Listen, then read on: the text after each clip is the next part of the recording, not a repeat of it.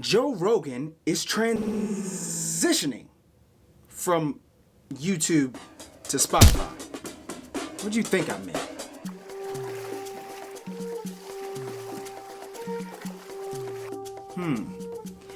September 1 or September 30th, whichever day it is, Joe Rogan is actually going to make his transition over, and we got to see, how does Joe change? Because there's got to be a reason, and maybe it's more than just money. I've watched people play chess, and I've watched people play checkers. Checkers, one move at a time. Chess, you're several steps ahead. Joe Rogan is from Boston. He's a stand-up, and that's hard. I don't know any idiot stand-ups. And Joe hosted Fear Factor, and let's be honest, we watched that show as much to see Joe Rogan and hear what he would say as much as we would watch to see people eat monkey balls. Joe is a stand-up, a martial artist, a commentator of one of the most sophisticated sports ever, Ultimate Fighting, and oh yeah, he's the biggest podcaster ever. That also simulcasts on YouTube. Doesn't matter. So just remember all this when you consider Joe Rogan. He's not a big lug, an idiot. He's extremely sophisticated, and I don't think he would make this move without fully weighing all of the benefits. And there are some positions that I know Joe Rogan has, but some he keeps to himself. And I'd really like to know why, and if when he makes this Spotify change, we see a new Joe. And guys, before we continue, please hit the like button, comment, subscribe, hit the bell notification just to let the YouTube algorithm know we are here. And think about it. Joe Rogan, he's hosted a few shows. He's run a lot of successful businesses. Joe Rogan hosts hours-long podcasts. And he's making the move from California to Texas. He's expressed a few views. California's pretty liberal. Texas, not so much. There could be financial advantages, obviously, in that. He's expressed that. And I'm extremely intrigued. Here's a few of my suppositions. Here's a few things I'm wondering. I wonder if Joe felt or feels like he can't be quite as honest with his guests as he'd like to be. He can't say things that might get him demonetized from the platform that he's on. And maybe in his contract with Spotify, maybe there are stipulations there that say, look, I can say what I want, whatever that is, and you guys won't kick me off the platform. I wonder. I'm waiting with bated breath. Joe Rogan could just want to move to Texas. And that's that. He may just want wider open spaces, but he's pretty rich. I'm sure he could afford wide open spaces living in California. So why Texas?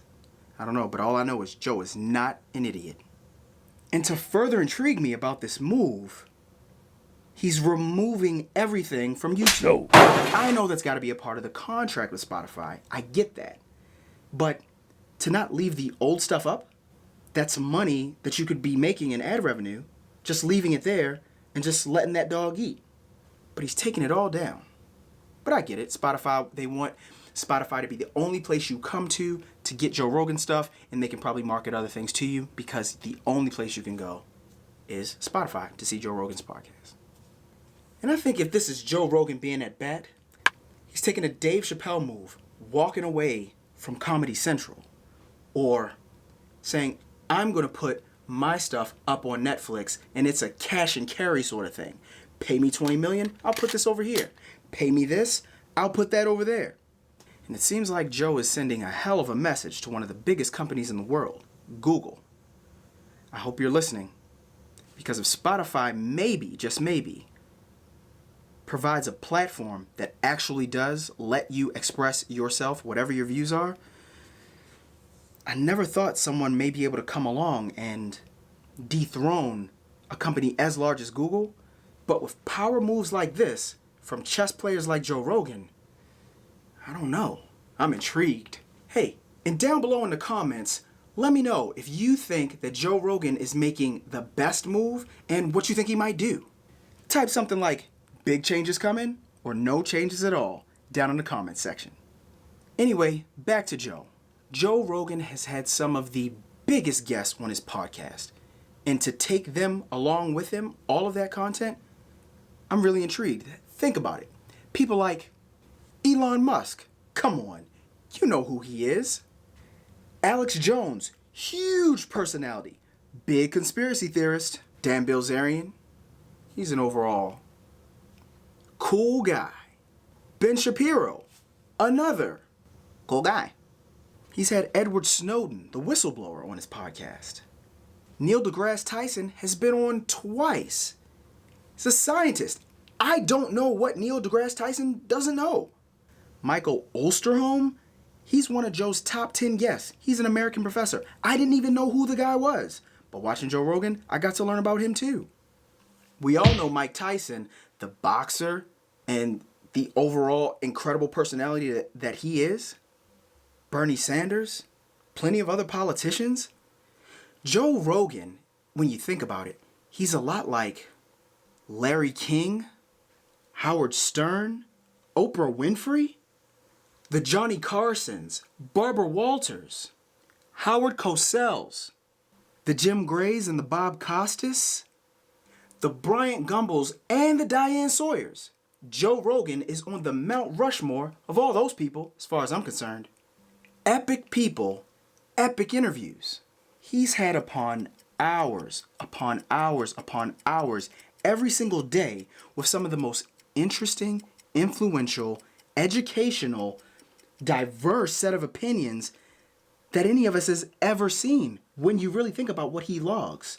His podcasts are between 1.5 and sometimes close to 4 hours every single day. Here's what I really think about Joe Rogan. Joe Rogan is a lot of smart, pretty innovative, pioneer of the podcasting world, hella brave, weird as hell. And between you and me, I think he's a bit crazy, but calculated crazy. All in all, I love Joe Rogan. People like Joe who are generally curious, that also take risks and discuss both sides of all thought, regardless of issue. They're somewhat prophetic, prophets, if you will. Think about how dangerous it is now to talk honestly about a particular issue. One that Joe stands really strong for is the transgender athlete competing in the other genders, the other sex sport. So the born male that transitioned to a female. No. That now wants to run with their man muscle on the girls' track team. Whoa. And is decimating all the girls' records when it's known that the percentage of muscle mass on a male is larger than the percentage of muscle mass on a naturally born female, in that because of...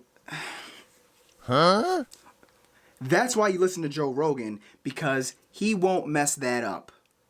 But he's going to talk about it. And that's the most amazing thing about Joe Rogan and watching this podcast. So I'm waiting with bated breath to see how Joe Rogan, the YouTube version, is versus the new, yet to be born, Spotify version of Joe Rogan. So again, if you guys made it to the end of the video, I appreciate you. Hit the comments, let me know big changes or no changes coming from Joe Rogan. Subscribe to the channel, let all your friends know that we do stuff like this over at the Reasonable Dose. I love you, and I'll see you in the next video. Peace.